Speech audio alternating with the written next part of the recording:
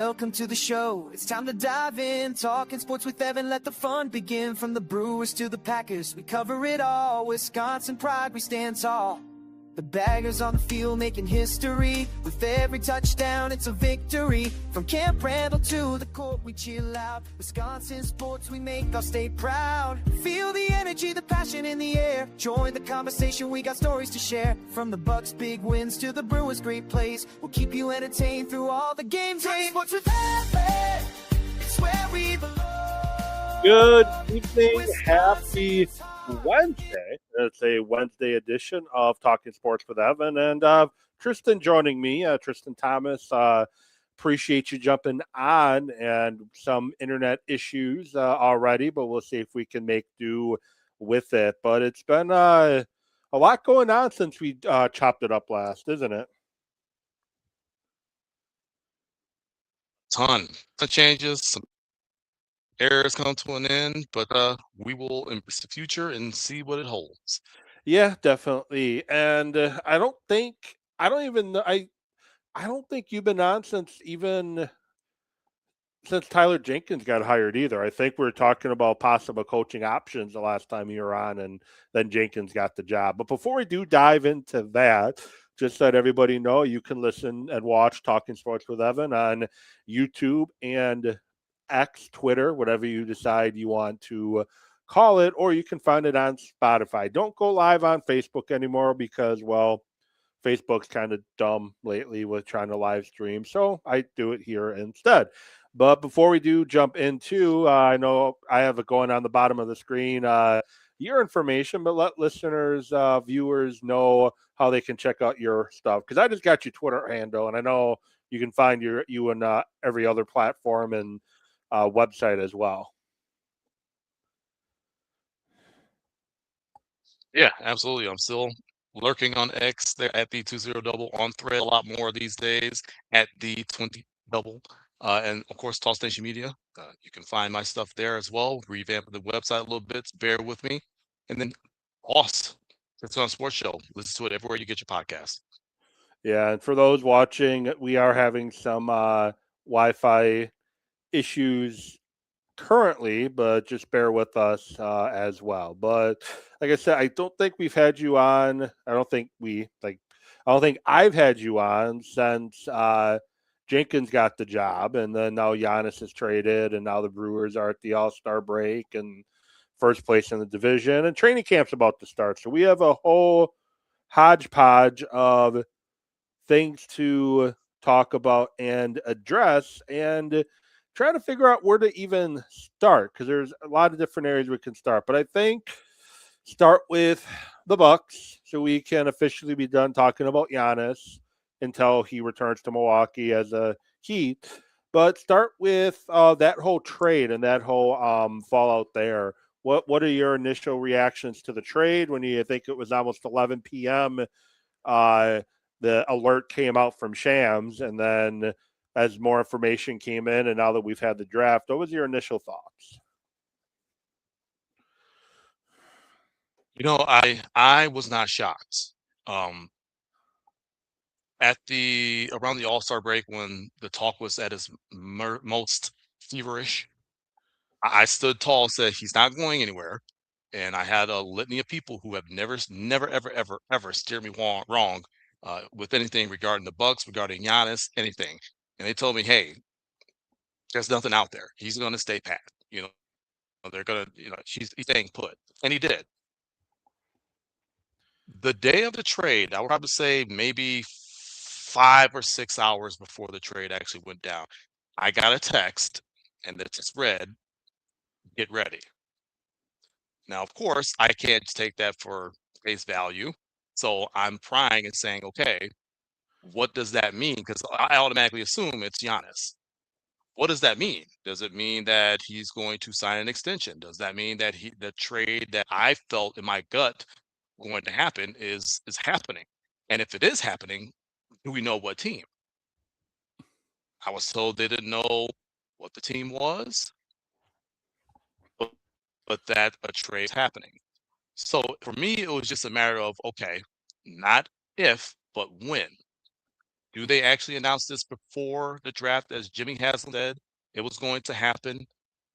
So I furthered the conversation. Hey, who was at point for this? Who made this happen? And really, the quote that stuck with me from really multiple people that I spoke with was that Jimmy Haslam was very much Jerry-like, as in Jerry Jones, and hustling to get this trade done. He was the point man. He was the one that convinced the rest of the ownership that it was time to part ways with Giannis. So I was not I was not shocked that the trade was happening, but obviously when that news drops, it kind of floors you because how about the greatest buck in franchise history? And now he's no longer going to be there. He's going to the Miami Heat now. So it in one way it didn't shock me, but the other it does kind of floor you, and it makes you a little bit sad because you've been there with him since he was 18. You've seen him reach the summit of his profession, and now you have to move on without a guy who is still very much at the height of his powers, especially when he's healthy, into the unknown. So it was a litany of emotion that came about with that trade, but ultimately I was expecting it, just didn't know who, just didn't know when it was going to drop. Yeah, I wasn't surprised. I was still holding out hope that they would figure something out because I'm disappointed we're missing Giannis with Jenkins as head coach. Like Yeah. I was expecting if Giannis stayed, we're gonna see peak Giannis like he was under Budenholzer before Budenholzer's stick got a little thin there.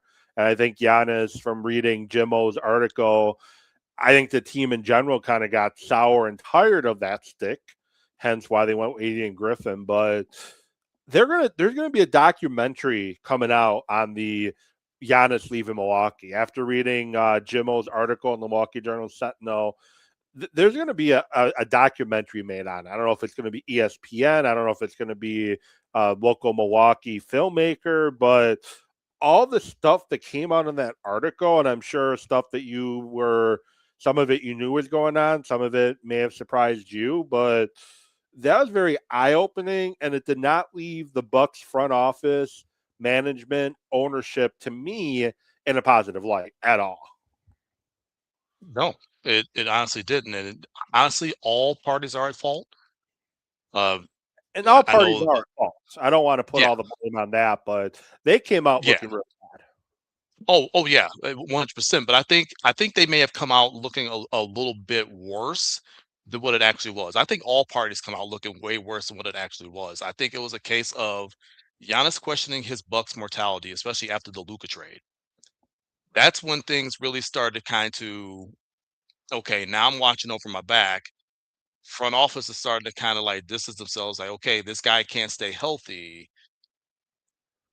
This coach that we decided to hire, who was our guy, is not working. We've been in the appease Giannis to try to get to another championship, and that has exactly worked out through some bad luck and some non-development, which was something I've been screaming about since Mike Budenholzer was head coach. That they need to start developing players for the future of the franchise before it's too late. And here we are. So it's I think all parties are at fault. They both could have done things differently.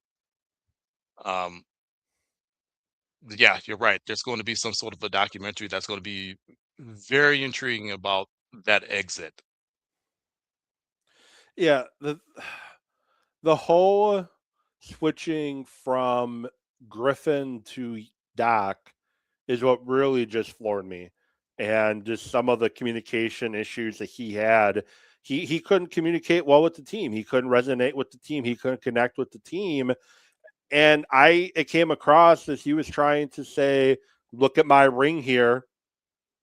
This is why you need to listen to me, rather than trying to rebuild the culture. I know one of the complaints guys had is the Bucks were what, second in the East when Griffin got fired, maybe third. And rather than focusing on what they're doing well and trying to grow on those, he's focusing on things the negative on everything. To me, that's what really stood out, is just everything involving Doc Rivers in that article. Yeah, Doc was at a point where The thing is, for me, and I've said this, I said this on your show, I've said this on Toss, I'm on the record of saying it, and I will stand on it 10 toes down. When Doc retired, he should have stayed retired. He's the example of a pitcher who lost his fastball long ago and can no longer get outs, and is just there because of name only. Once you retire and you went and traveled around and you started doing TV again, that should have been it. You should be done. You are done. You are clearly not built for this grind anymore. You're clearly not built for trying to reach the younger generation of guys and try to teach them and reach them how they need to be taught and how they need to be reached. And that's why I never liked Doc as the hire. I felt they should have gave Adrian Griffin a full year, and after that year, okay, see if he is the fit for the future, and make your move then. But that shock of just missing him, and bringing in someone who was really happily retired from coaching, didn't have any plans on coming back to coach, and really, first off, he was in an advisor role, quote unquote, advisor role, and then he comes. It's like no, this was the wrong move, 100% all the way, and it really started to further erode the things that were already eroding. It just really kind of sped it up within the Bucks franchise anyway. Yeah, and one of the things that I just couldn't stand about Doc was always pointing the finger, doing this instead of this. Every press conference he did, his Bill Simmons appearance after he stopped. I don't know how the Bucks are classifying it as him retiring or they fired him or It was a terrible. mutually agreed to part ways. He's doing a lot of finger pointing again instead of just taking accountability where it was, and that was with him in that coaching chair and just not really being there. Like the golf simulator, the misspelled word on the entrance coming in, just complete disorganization. And everything he did didn't make it appear that he wanted to be there. But now they got a coach that appears to want to be here. Has some Milwaukee ties briefly with the Bucks and Tyler Jenkins. And what's your general thought on that hire? First of all, I want to make it very clear that Giannis was very deep in the conversations with Taylor Jenkins. He met with Taylor Jenkins. He had a hand in getting Taylor Jenkins hired. Taylor Jenkins got the job because he had a plan for both with Giannis and without Giannis. He has a knack and a penchant player development. He is a guy who is ahead of the curve as far as play styles and trends. So while other teams are trying to catch up to a trend, he's already on to the next thing, which is great when you're trying to develop players and getting them to do what they need to do to be ahead of the curve of things. So it's great in that regard that you have a penchant for player development and you're trying to stay ahead of the curve on different play styles and how the league is going. So I think it's a knocked out of the ballpark hire. You're fully in a rebuild. You need a guy who knows how to reach the younger generation, who knows how to develop players, who will not have an archaic sort of rotation, you know, DMP, CDing guys for no reason. Taylor Jenkins is the right fit for this guy, and I'm happy that he's a Milwaukee Buck. I'm happy that he had a plan for both Giannis and without Giannis. It's what you need to do. It really shows the foresight in which he has. Any concern with how things ended in Memphis, especially with John Morant, or is that just more overblown than it actually was? Honestly, it was more overblown than it actually was. Look at John Morant. He's been a knucklehead. You know, he's gotten himself in trouble quite a bit. Now he's dealing with some injuries. You know, that's just what he was bringing to the table at the time. And honestly, Memphis was eroding as well. You know, you're looking at the franchise, what they were doing. They've been a little bit chaotic themselves. When they traded Desmond Bain, they got all that. I don't know how they fleeced, but they fleeced Orlando for all that stuff for Desmond Bain. But I digress. They were kind of in a turmoil too. I think they were pretty much the Bucks can look at the Memphis Grizzlies and see their future. That's kind of the erosion that was happening within the Memphis Grizzlies was the same thing happening in Milwaukee, except Milwaukee had Giannis. Memphis had Ja. Ja nowhere near Giannis's level. We know that. But you're talking two guys who are considered stars in this league. So you can look to them and say, okay, man, that's kind of the erosion that was happening in Memphis was the same thing that was really starting to bubble up in Milwaukee. So now you get a guy who was in Memphis who knows how to handle a situation like that a little bit better, learning experience from that tough time, from going there, having the success, then going through the tough time. Now comes to Milwaukee with all that extra experience. extra time to kind of put together some plays, some rotations, all that. That's the whole plan that he has for Milwaukee. Like I said, I think it's a really, really good hire for them. I have no concerns on how things ended in Memphis because that was Memphis. The return they got for Giannis, obviously, you're not going to get probably what you should get for him. Realistically, it's just probably not going to happen. But what is your thoughts on the return for Giannis? Honestly, it's a fair return. You got three guys who can play right now in the NBA. I mean, you can't ask more than that. You got another pick in this year's draft. You got your project pick and Nate Dement. You went and got Braden Burris, who I think could play day one in the NBA, but that's a different story for a different day. And you got some future picks. I think John Horst is in his gathering draft capital era. He's trying to miss Sam Prestier was collecting all the picks and such for to have draft capital to kind of move as they develop players and they see that okay, this star will fit right here and take us to the next level. So I'm comfortable with what they got for Giannis. Like you said, if you really got what Giannis was worth, there really wouldn't be a team on the other side. You would literally have probably like three players. You would mortgage your entire future for the next 5 to 6 years if you really got everything that you needed for Giannis. So I'm comfortable with it. The young players they already have on their squad, the moves that they're making, I'm comfortable with the return. And really want to get your thoughts on Wisconsin native Tyler Hero. And I know injuries have been an issue with him, kind of the same as it's been with Giannis the past couple of years. But what are your thoughts on him? Does he stick around, or do they move him at the deadline? What do you think happens there? That's a rough one. I don't know that they necessarily have him in the plans long term. I think it's really just a prove it on the court type thing. Yes, we know we've seen him score 20 plus per game, in Miami, but the coach Spo is a different coach. That's a different system. He's going to be asked to do some different things when you're trying to develop other players. I think, yes, scoring is going to be one of his main responsibilities, but with a young team, you need to be able to have that ball movement, which Taylor Jenkins loves to do. He loves to have that ball movement going around. Remember, Spurs system, he's from Popovich, so he's have you moving that ball around. So I personally don't see him in the long term for the Bucks, but things could change depending how he plays on the court and how things develop with other players on there, and we'll see. On the roster right now, and I just did a double count. I did it earlier and I just did it now. They have 10 guards listed on the roster. 10. And that's with the bringing back Gary Trent Jr. on a you scratch our back, we'll scratch your back contract from last year, carrying over to this year. When you look at the roster as a whole, and it's going to be probably more fun to watch this year than it was last year. But what are your thoughts on the roster overall? It's definitely going to be more moves made, right? Or are we really going to have 10 guards on the roster? First of all, don't let Rich Paul hear you say that. Nothing, everything was on the up and up. Okay, so let's not get his wrath. But no, we're not gonna have 10 guards on the roster. No, that's not gonna happen. There's definitely some moves coming. Like that's why I'm so iffy on Tyler Hero because could he stay? Yes. And I'm not saying that he's a bad player. I'm not saying that he's a bad piece to have. Anytime you get that sort of shooting, that sort of scoring, especially on a younger team, you're going to take that. You're going to take that as something that's going to be neat, so you can compete night in and night out. You're going to have to score points. Period.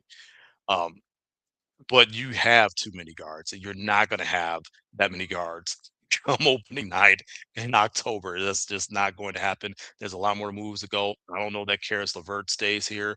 I'm not even sure that Gary Trent stays here. That might be. I know he was really heavily looked at as a a sign and trade candidate.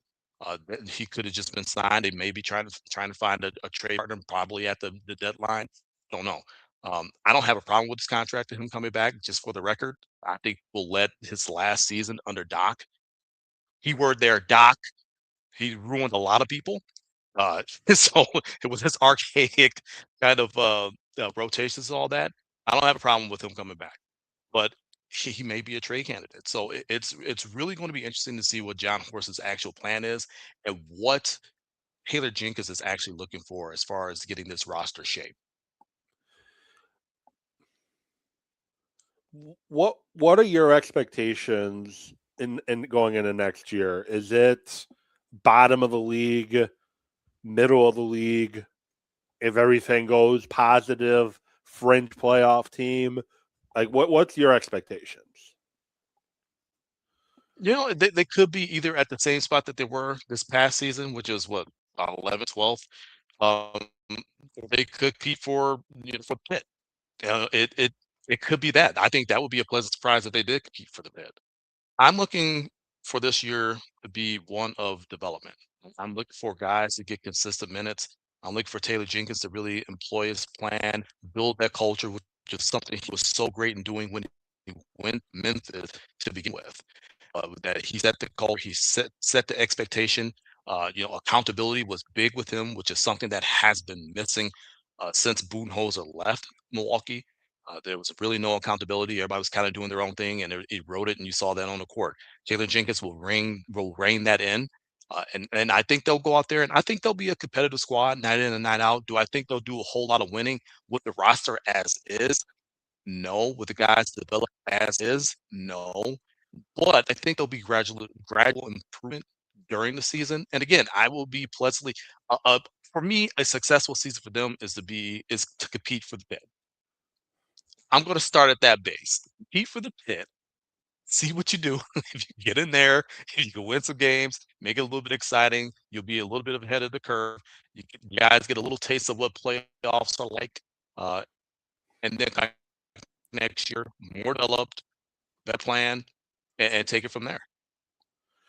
Now, I could sit here and talk Bucks and Doc and Giannis and with you all day, but there are other well, not right now because of the All-Star break. There are other sports taking place, and going to move to the Brewers. 59 wins going into the All-Star break, franchise record. Realistic shot at getting 100 wins this year if they continue to play how they were playing pre-Pittsburgh series. General observations on the Brewers thus far. Yeah, the Brewers are brewing. The Brewers are brewing. That's what they do. Obviously, you're a little bit taken aback by how burnt out this bullpen is, but then again, this whole squad is tired because the schedule maker did them no favors. They had a brutal stretch in July. That last week was brutal. 8 games in 7 days. Two full headers in the same week, that which is absolutely ridiculous. They have another brutal stretch coming up in August. So dog days when you're tired, and they're going to have to fight through it. So they're doing what they normally do. Obviously, you're taken back by some decisions that Murphy has made. Like, why would you ever pinch it for Jake Bowers? I have no idea why you would make that decision, but he Why do made you that have decision. So that's just one of the decisions where I'm why like, do you have to throw Aaron Ashby every day? kind of every day, trying to vulture wins to get 20 wins out the pin. Like, I get it, you would do it, but that's just not great. So yeah, some of those decisions that he's made is kind of, you kind of raise an eyebrow, like, okay, Pat, like, Murph, what you doing, dog? But like I said, they're tops of the division by 5 games over the Cubs, I believe. One win shy of being the 21st team in Major League history to have 60 wins before the All-Star break. They just missed out on that, but first place, 5-game lead. You got some guys coming back, so we'll see. You just traded for Lance McCullers, so he'll be coming off the injured list, I believe, next Maybe, week. So maybe. you'll see what you got in him in that pitching lab. So we'll see. So my biggest concern right now, and it's going to sound crazy because it's been their strength first half of the season, but I've been banging the drum. They need starting pitching help badly. It's the starting pitching. Woody's on the IL again. I don't think we see him again this season at all. I think his season's over. Harrelson is currently on the IL dealing with some elbow soreness. Mizorowski's dealing with some fatigue. You have Mizorowski and Harrelson never thrown this many innings that they're going to throw before in their career. They're all both going to set career highs. And everybody else in the rotation are young guys who have very little experience, and they're not, Quinn Priester's not coming back. Chad Patrick's probably a better bullpen guy than he is starter. I worry that this pitching is going to wear out by the time we hit September with the way they are lined up right now. So many inexperienced guys, and then come playoff time, I think Mizorowski is the only starter in the rotation that started playoff games last year. So that's a big worry I have, and that's where I want to see. I want to see at least one veteran starter brought in before the deadline. And the Brewers tell you, so, I mean, you forget he's the two-time World Series champion, and he was really big time part of winning those championships. He just had some rotten injury luck over the past few years, and even this season with that shoulder. So, like I said, he's coming off the IL. You'll see what he has. I know everyone's dream is Tarek Skubal. I think that Tarek Skubal is going to cost you too much. Yes, I know their farm system's top. It's very rich, but I don't think they want to part with some of those guys because you have to think about it. Brewers are great at what they do. Have a litany of experienced people throughout the farm system that get them ready for the big leagues. You got a guy like Pat Murphy there at the big league level who just knows how to get the best out of guys. You have the brain trust with Matt Arnold, his scouting staff, and everyone else that just kind of looks for those types of guys and those pieces throughout the league and all that. And they come up to the Brewers and they play very well. And you see them playoff run and usually ends up in heartbreak. But I digress. But then they start playing well consistently year in and year out, and teams are going to want those guys, and they're going to want them for a price that Brewers are just not going to pay. So you're going to have to keep a rich farm system to continue to bring up that talent, so you can continue to be competitive. So I think Google, yeah, it will be great, but he may be a little bit too rich and maybe worth too much for the Brewers to want to part with anybody they've got in the farm system. It doesn't have to be Scooble. There's Joe Ryan. There's some other, but they just need a veteran arm in that rotation. That's my opinion. They need a veteran arm in that starting rotation. Honestly, Ryan is in the same thing. I think they may want too much for Ryan. So Yeah. that's what I mean. Like you have these names and these guys who are proven commodities. They've shown that they can get done in the big leagues. Again, I want to caution people: just because you get a Scooble or a Ryan doesn't mean that they're going to stay healthy. Scooble had surgery. He came back, so he hasn't exactly been healthy either. So just because they're name brands and you've seen that they could get the job done, does not mean they're going to stay healthy and be there to get the job done. So let's just caution on that. Ryan might be in the same spot as Scooble. They Yeah. may want too much for him that the Brewers don't want to give up. So, like I said, I think they kind of addressed that veteran arm need with McCullers. Again, yes, I understand he's been injured. He's on the IL currently. He'll be coming back next week. So let's see what he's got. I don't think they're done making moves, obviously. I think there's something more coming.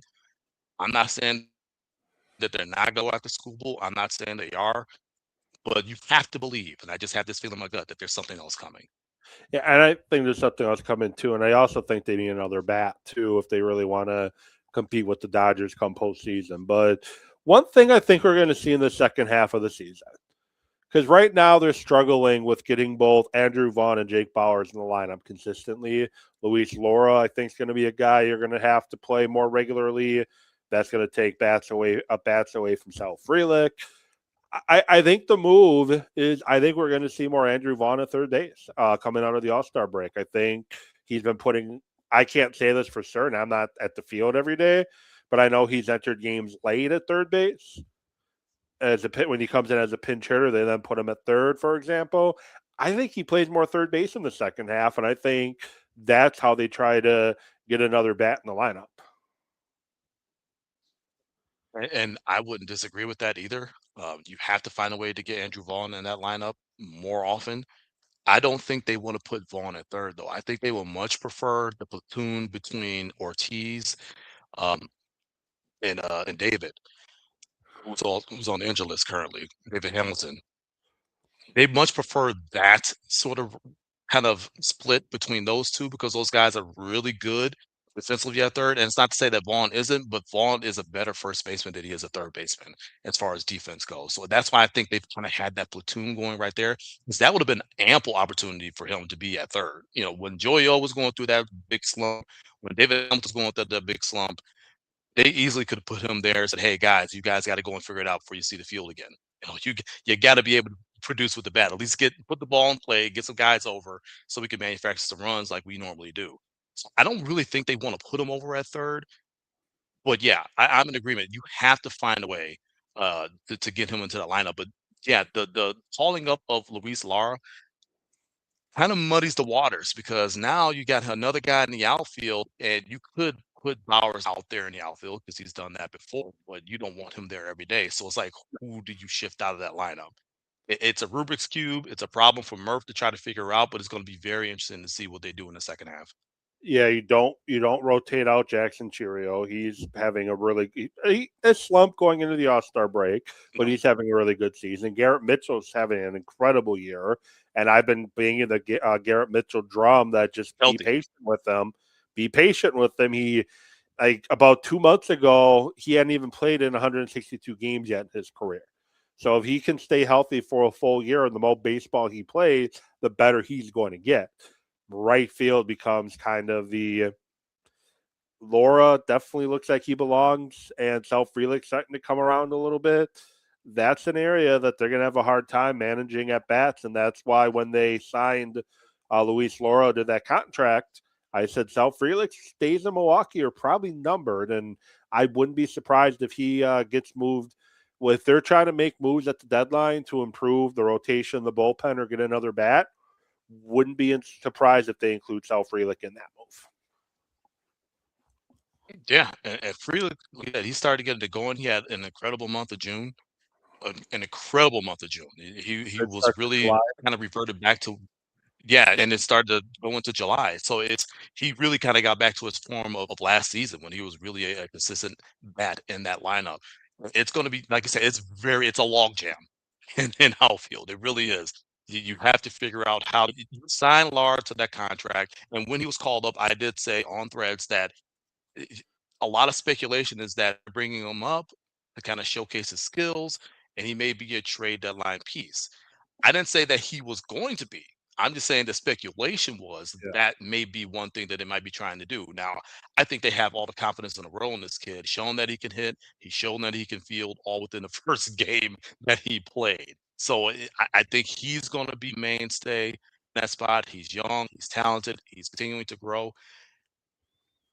You're absolutely correct. It may be South Freelick that gets moved. It's going to be very difficult because, like I said, he's really come around and rounded back into form. But you got to do something. You got too many good guys on that bench that need at bats. You don't want to take away from the defense at all, and you wouldn't be. But that's a really big problem for Murph and the organization. I don't want the headache. I'm glad I don't make those decisions, but Yeah, come playoff time, assuming the Brewers make the playoffs, safe assumption now. I don't think the Cubs have the starting pitching to really challenge them. I think the Cubs are going to stay within arm's length all season long and make a wild card, but I don't think they have enough starting pitching to truly challenge the Brewers for the division. What is their ceiling this year in the playoffs? Is it NLCS and done like last year? Do they put up a better fight in the NLCS this year? Or is there a chance that they can get by the Braves or the Dodgers and get into that World Series? that's really tough to say. That's really tough to say. I think people forget last year they really ran through the Dodgers in the regular season, but the Dodgers were not healthy and they were No, not playing very well. And then they got close to postseason and they started putting it together. It's like, oh well, here comes that buzzsaw, and that's guys just got what happened. healthy. They ran, guys got healthy, and they ran to a buzzsaw in LA. So it really you that would be a better question to ask once you reach September, because then you will really be able to see, okay, how are these teams playing? How healthy are they? Where are they as far as pitching? Where are they as far as hitting? And then you can kind of really make a better assertion as to what they could be. I'm enjoying what they're doing right now. Like I said, they got a logjam of talent. It's a great problem to have, trying to find at bats and space for them to play. They just need to keep in within themselves, not do too much. Like I said, make it through that other brutal stretch in August, come out on the other side of that, and get ready for some postseason ball. And moving on, before I let you go, Packer training camps just around the corner. Uh, When you look at this Packer team going into training camp, not including Jordan Love or Micah Parsons, especially since he's going to be out for the probably first 5 to 8 weeks of the season, depending on who you listen to. Who is the most important player on this roster to you? Hmm. My answer is going to surprise you. It's like I can go to a few guys. I mean, defensively, I mean, you got to look at the back end of it. John Nixon's going to be one guy. He's got to be that 1A guy. He's going to have to be until the rookie that they drafted from South Carolina really starts to step up and find his way in the league. So I think the back end that's going to have to be a, a big one. Adrian Cooper's going to have to play big. He's going to have to be that guy that John McGann is going to have to find a way to make him get to the quarterback on a consistent basis. I know he does a lot of great things. He plays one very well, but you have to give him more pass rushing opportunities because they need that with the absence of Michael Parsons. I mean, there's a lot of guys. Josh Jacobs, can he stay healthy? Is he going to avoid those problems with the league policies after what happened to him in the offseason? So it's man, I could point to a lot of guys I feel are very pivotal. Obviously, offensive line, you could point to that as well. So there's a lot of pivotal players that I could point to that I think are very vital to try to get this thing going in a positive direction and not that tailspin that we saw after Michael Parsons went down last season. Yeah, and obviously Cooper is an important piece. When I say important, I'm not necessarily the best, the most talented. I think one of the most important Yeah. players going to camp this season and development is Marshawn Lloyd. And here's why it's Marshawn Lloyd. Josh Jacobs is likely suspended 4 to 6 weeks. The Packers' other option running back besides Lloyd is Chris Brooks, who is strictly a third down back. I think Lloyd needs to going into camp, he's one of the most important guys because if he can stay healthy, he brings a different dynamic to this roster. Plus, if he can stay healthy, he's a guy that could potentially carry that load while Jacobs is out for 4 to 6 weeks, if not longer, depending on what happens. So a combination of Jacobs' injury history last year, his body wore down by the end of the year, plus his possible suspension and legal issues. I think Lloyd is one of the most important backers on this roster right now, and seeing anything out of him, anything possibly out of Lloyd is, I think, priority number one this training camp. Yeah, I was excited when they drafted Lloyd. I'm just, you feel for the guy because he got hurt. I would caution everybody on Josh Jacobs because there have not been any charges filed. So if there are Not no yet, charges the filed, NFL the, can't so the suspend. NFL's personal conduct policy does not apply unless there are charges applied. So I would just really caution everybody because until the DA actually has proof and actually files the charges, and then there's a further investigation into the thing, the conduct policy doesn't really match up with all of that. So either way, it's really a jacked situation. Let's be clear on that. But I want everybody just be careful that it's not a formality that Josh Jacobs is going to be suspended because there's been no violation of the personal conduct policy. You have police conduct, contact, that's one thing. But if there's criminal charges brought about, then it's when the personal conduct policy kind of pops up in there. So we're waiting on that. Who knows when that will drop? If it will drop, the DA's had a long time to kind of do it and bring the proof, burden of proof to it. It's a messy situation. I'm trying my best to keep up with it, but let's pump the brakes on it. He may still play, but you are absolutely right. I love Marshawn Lloyd. I love what he's been able to bring to the table, but he just needs to be healthy. And I'm just really hoping this guy is really healthy because he has a world of talent. Yeah, and I brought obviously the legal issue, but just Jacob with his age, he needs to not have as many carries as he used to have, and he needs that change of pace guy, and that is Lloyd. And I think if he can stay healthy, we can see the running game take a whole new step forward. So I just think he's a very important piece going into training camp. No, and you're absolutely right. I think one thing that's going to help them, if this is true, and we'll start to see that once training camp comes about, maybe a little bit.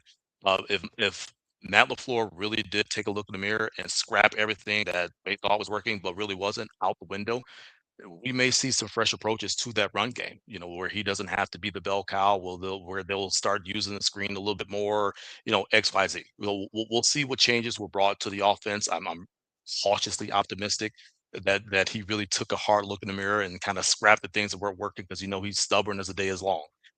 We've seen it over 7-8 years now. So we'll see if there's changes to that. Marshawn Lloyd, yep, I agree with that assessment. But he also needs a line to run behind too, and the line's not producing. It doesn't matter who's back there, Josh Jacobs or anybody else.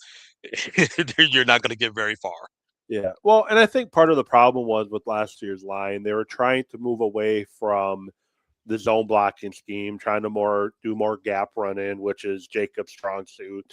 And I think there was some adjustment from the zone to the gap. And then you had the left guard not able to stay healthy, Belton up and down production-wise, Zach Tom pretty much out of the lineup more than he's in the lineup, and Josh Morgan showed some flashes at right tackle, and he's going to have to show even more at left tackle, but he's still learning a whole new position between right guard and right tackle as well. So I think with experience and health, those are things that can be cleaned up if Zach Tom can be healthy for the year, and we'll see how quickly he's able to get on the field in training camp after having surgery on his patella tendon. But I think the starting line could be okay. It's the depth that has me a little worried. Yeah, which worries you, because if you've not had the best of health on that line to the starters to begin with. So if any of those guys get dinged up, then yeah, you're in trouble. And then defensive side of the ball, LVN, he's going to be a huge need to produce this season, especially with Parsons missing the first handful plus games. He was the 13th pick in the draft. You drafted him that high because you felt confident in his ability to be a game wrecker, and we just haven't seen it. The combination of health and just not being good enough. I think his production and his development is another X factor that we need to see better from him in training camp, preseason, and then early on this season. Yeah, I would have said Lucas Van Ness, but at some point in the league, you are what you are. And it really doesn't matter what coordinator is there. It doesn't, it really doesn't matter. It's like at some point you are what you are. And it's like, for me, it started to get to that point with him. It's like, you are what you are. Now, I would be pleasantly surprised if he just has an incredible jump. But anytime everybody thinks about LV, and they think about the fact that they could have had Cooper DeJean instead, that was the year. and they keep bringing that up. That was when they took Morgan. They could have had the wide receiver from Seattle when they took LVN.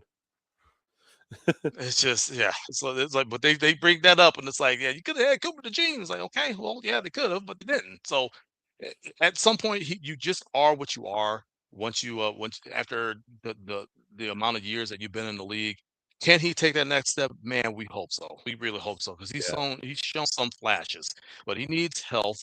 And I don't know, he's got to find that motor. And if you just don't have it, you just don't have it. But we shall see. We shall see. We think positive, but at some point, you just are what you are in the league.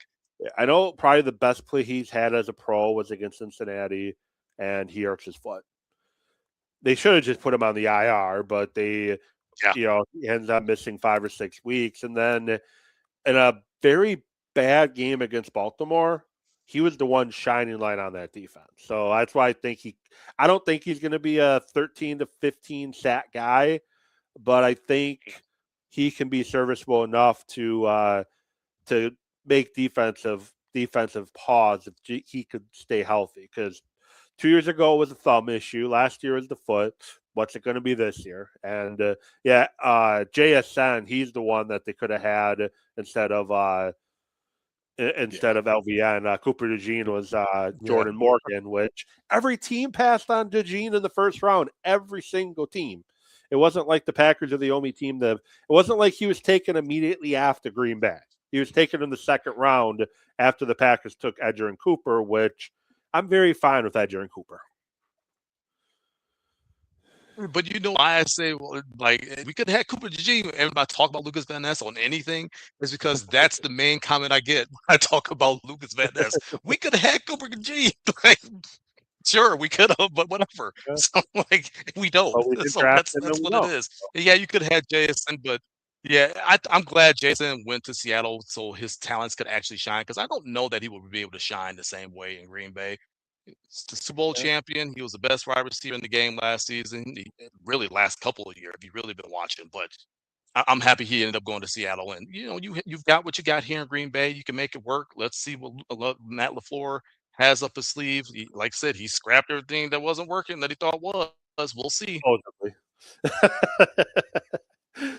So offensively, I'm very interested in what Christian Watson does this year. Starting off of, last year it was the ACL coming back from. This year he's had a normal offseason.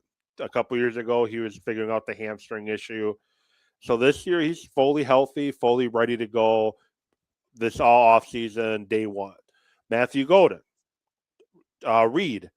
Very curious how this wide receiver room evolves and develops, and very curious how Matt LaFleur decides to let it evolve and develop, because those have to be the three receivers getting the most reps. You traded Wicks, you let Romeo Doubs go. No reason why we should be having Bo Melton and company out snapping those three guys. There's no reason for it this year. Yeah. And I hope that's a part of the reason why he took a long look in the mirror and started scrapping things that weren't working. But it doesn't matter if you scrap plays that don't work if you don't have the correct personnel in there that needs to be in there to make the plays work. The fact that Matthew Golden wasn't more utilized was very head scratching. You go back, you watch all the Especially when he's games. on the I mean, field, he's he's he's always doing a open. lot of. He's always open. Like he's literally always open. A couple plays there. Yeah, if he takes a different angle, maybe they're long touchdowns. We'll see. But he was a rookie. He's still learning. But he was typically always open, and they're just not getting him the football. And they have to do a better job of that. He's too much of a weapon. You drafted him at that spot for a reason. He's shown you that he could be that weapon, but you have to give him the opportunity with the football to actually be that weapon. Now with Christian Watson, yes, normal off season, finally healthy, went down to the University of Wisconsin, got the hamstring issues all taken care of, not coming off an ACL tear in a game that did not matter in January, and he got paid. So you got everything going for you, right? You got everything going for you. You got the salary settled, you got your future settled monetarily wise, your health is good. Let's see what he can bring to the table. I've been banging the drum on him saying that he is a very versatile and important part of this offense because not only can he hit the jet sweeps, but he is the big playmaker. He is the deep field threat, and very few guys in the league can jump with him. He's got the height, he's got the speed, he's got the strength. That is a very difficult combination to have with a guy that big at receiver. So you've got to do a better job putting guys in the right spots to be successful, but really getting them the football has to be top priority. So you have to make sure that, hey, if the guy's open, give him the damn football. Like that's one thing that was really so frustrating watching this offense last year was the fact that you had guys running good routes, but the ball was just not getting there. And we'll see if that long look in the mirror actually did something. And that's one thing I'm very intrigued on seeing is what actually changed or what actually changes for Matt LaFleur in his play calling and his play direction this season. Well, big thing is the offensive line has to be better. They got to give Jordan Love time to Yes. find the ball down the field and call plays that moves, utilizes Jordan Love's legs a little bit more with bootlegs and, quarterback rollouts to try to push the ball down the field. I think those are key. And before I let you go, I'm going to get your thoughts on a couple of things that are now circulating. The NFL Network top 100 player list, Jordan Love came in at 72. ESPN Fowler is coming out with his top 10 list at every position. Jordan Love, for some reason, didn't make the top 10, but hey, that's besides the point. do those lists bother you? Like, do you take a lot of stock in those? Are you one of those that, I got to find out who the next top 20 guys are on this list? Or you just kind of, whatever, I don't really care about them? It's fodder. It's fodder to keep people talking about the game in the offseason. It's a long offseason. People are speculating. Rich Eisen came out with a top 10 quarterbacks list as well, and Jordan Love was not in the top 10. So that was very, very curious. But I digress.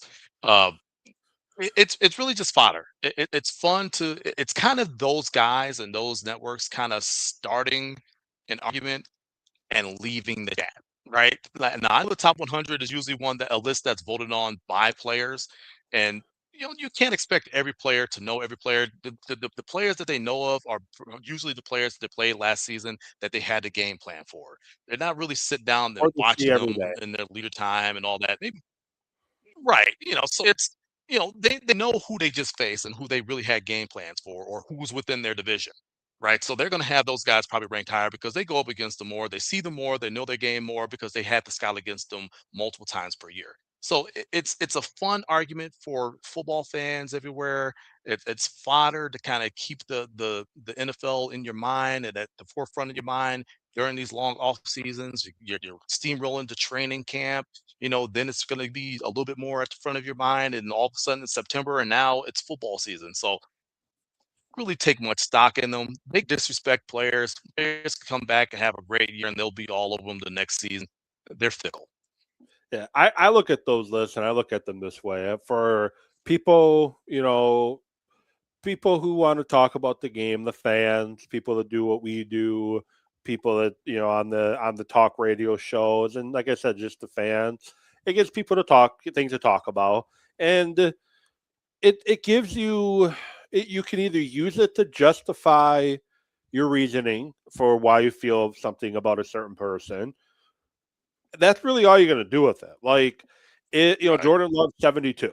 If you don't like Jordan Love, which one of my friends does not, you're going to use that as showing that, hey, look, the NFL doesn't even like Jordan Love, and you're going to use it to Yeah. add fuel to that argument. I that and if Jordan Love was let's say 22 and you really like Jordan Love or top 10 in that list and you really like Jordan Love, again, you're going to use it as an example of, see, I was right about him. I said he's top 10 quarterback and they have him top 20 in the league. You're just going to use it to fit your narratives, fit your arguments, fit your opinions. At the end of the day, I just don't understand, and I agree with Micah Parsons. There are not 72 players. Sorry, not quarterbacks. There's not 72 players in the NFL better than Jordan Love. I think Jordan Love is a top 10 quarterback in the league. I think he's very close to being top 5 if he can be healthy and that offensive line can be healthy. I just don't get why so many still do not like or appreciate what he does. Yeah. When you come off of all the years of Brett Favre and then turn around, you have all the years of Aaron Rodgers. They're holding him to those standards when he's not either of those guys. He's his own And guy. his numbers He's have his been own player. good. And It's not all like the his tape. numbers have been bad. Yeah. Yeah. And when you look at the numbers and you look at the tape and you look at all the advanced stats and everything else, all that tells you and shows you he is a top 10 and, like you said, burgeoning top 5 quarterback in the league. So, you know, go ahead and disrespect him. I think Jordan's the type of guy that kind of use the thing to kind of fuel him and play. He's not gonna go out there doing anything because you said he couldn't, but he is gonna remember that. And he's gonna use it to go out there and do the things that he needs to help his team win. Yeah, I do hope we see that from him more this year. Like, y'all doubting me, I'm going to show you something different this year. Um, Again, I think he's almost to the top 5 range, and I think that's where he's going to end up. Because going into the Denver game, the game where the wheels completely fell off in Green Bay, he was in Yeah, conversations if he was the league MVP or not. Like, that's how much people were talking about him. And then yeah. Zach Tom got hurt in that game again. Watson got hurt in that game, and then Micah Parsons got hurt for the season, and the wheels fell completely off. Yeah, and people forget they had a lead in that game. Double-digit lead. Like Packers had Almost 15 they points. had a double-digit lead in that game. It's not like they were getting waxed in that game. They Yeah. were winning that game against the Broncos, so they were That bringing it to them. They were playing a that really good football throw game, and that throw to Watson that got intercepted by a great play by Surtain, that was going to be a kill shot. And people talk and yeah, complain that the Packers never go for those kill shots when they got the lead. Well, they try to go for the kill shot, and Christian Watson gets hurt, misses the rest of the game, and the interception's thrown. But that's what that play was. That yeah. was going for a kill shot. Yeah, and it's just unfortunate that it came against PS2. It's like one of the best in the league. So yeah, I mean that was the kill shot, and that's one thing I do enjoy about LaFleur's play calling, because he does kind of feel the moment and knows, like, okay, all right, this is a moment where we can knock these guys out, and he will go for it. But then it's all those times where he's being way too conservative in moments where he should not be, that kind of kills all of that goodwill that he gets from feeling it and knowing that you can knock these guys out right now if you just go for it. All 3 games against the Bears are a perfect example of that. I know they won the one, but all 3 games against the Bears, they just didn't go for that Perfect knockout example. punch. So they didn't go for the knockout punch, and the Bears nearly beat them And they 3 should have times. never let them. Yeah. Exactly. They should have never let them leak back into the game. It should have None of those games should have been as close as they were. But you knew they were. It's a divisional game. Divisional games, weird things happen. So we know they know each other way too well. Things happen way too much in divisional games. But yeah, if they would be a little bit more aggressive, those games would not have been close and definitely would have went Green Bay's way all 3 times. Yeah. And last but not least, I hope we don't spend a whole first few weeks of the year talking about the kicker position. I really hope we don't. I'm tired of talking. Oh, Trace Mack. I feel like Peyton Manning, an idiot kicker. When McManus wasn't healthy last year, we saw what happened Van last time. Jack. Ended on a rookie. Andrews Carlson didn't last very long. The Yeah. kid from Houston, Tennessee didn't last very long. And now we're going to have another rookie kicker, and hopefully he can kick in the league. But he obviously has some work to do before I'll trust him. Yeah, he's got a great name, Trace Mack. I mean, you got a great name. Okay, but we don't need you Definitely if he was smacking a the linebacker. goals. Okay, we need those sticks to go be upright, please. So, well, I appreciate you jumping on. Definitely want to get you back on throughout the NFL season, and if we can find the time to get you on more frequently. But I do appreciate you jumping on. And one last push for your stuff at the bottom of the screen, and then we'll let you go. Yeah, you can catch all that at the bottom of the screen. FB2 double on X, on Threads. It's the same thing. TossSocialMedia.com, your home for the Toss brand of sports, and Toss available everywhere you listen to podcasts. Well, this has been Talking Sports with Evan. That's Tristain Thomas. And I'll be back with you next week and talking about the start of the second half of the Major League Baseball season and talk about whatever else I want to talk about. But thanks for tuning in. Spotify will be up and ready to go at 8 a.m. Central Time tomorrow. Otherwise, you can find the show on YouTube, Talking Sports with Evan, or right here on X at Evan with Sports. Until that, have a great rest of your week, and I'll talk to you later.